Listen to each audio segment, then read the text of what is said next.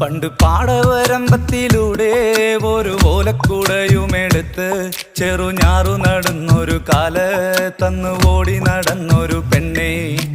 കയ്യിൽ കരിവളയിട്ട് കണ്ണിൽ കൺമഷി കൊണ്ടുവരച്ച് പിന്നെ വാർമോടിയൊക്കെ വിരിച്ച് നല്ല ചേലുള്ള പാവാടയിട്ട് ആ തോട്ടോരത്തുള്ളൊരു കൈതോലക്കൂട്ടത്തിനോരത്തു നിൽക്കണ ഒരാൾ മരത്തിൻ ചോട്ടിലിരിക്കണ ദേവിക്കു ചാർത്തുവാൻ പൂവുകൾ കൊണ്ടുപോയോ പെണ്ണെ, പൂവുകൾ കൊണ്ടുപോയോ.